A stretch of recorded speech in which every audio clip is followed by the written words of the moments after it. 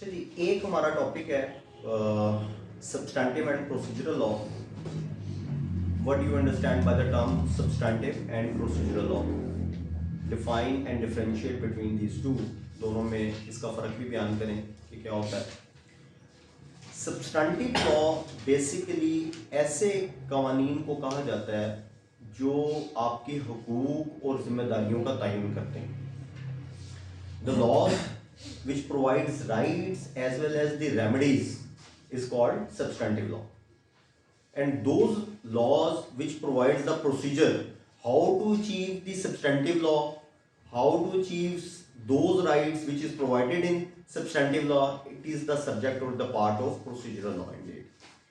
तो basically substantive laws हमारे वो कवानीन कहलाते हैं जो हमारे हुकूक और जिम्मेदारियों का तयन कर रहे हैं। जैसे कि मिसाल के तौर पे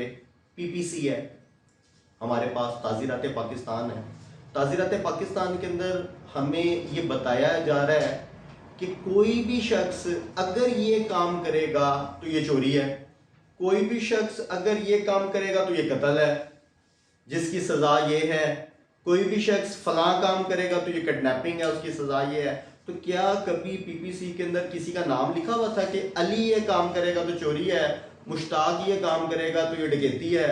ऐसा नहीं है। इसका मतलब है कि वो जर्नल लॉज हैं, वो आपको आपके हुकूक के बारे में बता रहे हैं कि ये काम करेंगे तो ये आपका ये वायलेशन है और वायलेशन भी आपका राइट वायलेट हुआ है, उसकी ये पनिशमेंट है। लेकिन how those rights can be achieved, this is the part of procedural law. For example the code of criminal procedure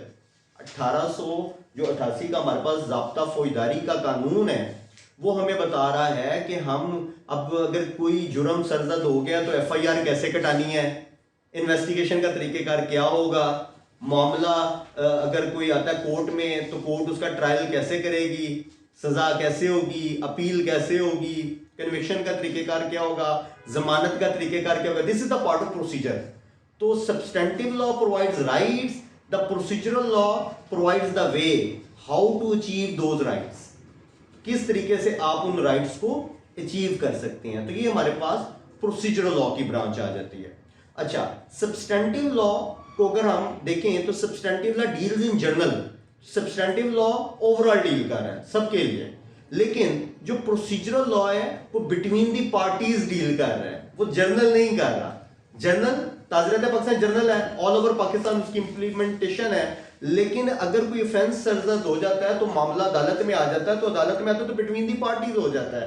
इसी तरीके से कॉन्ट्रैक्ट एक्ट 1872 है, तो आपको कॉन्ट्रैक्ट की एक मिसाल के तौर पर सेक्शन 10 है जिसमें एसेंशियल्स बयान हुए में है कि ये कॉन्ट्रैक्ट करने के लिए आपको इंग्रेडिएंट्स चाहिए जी, ये प्रपोजल है, ये एक्सेप्टेंस है, ये फ्री कॉन्सेंट है, ये कंसिडरेशन है, ये कैपेसिटी ऑफ पार्टी है, ये जनाब सेन एडल्ट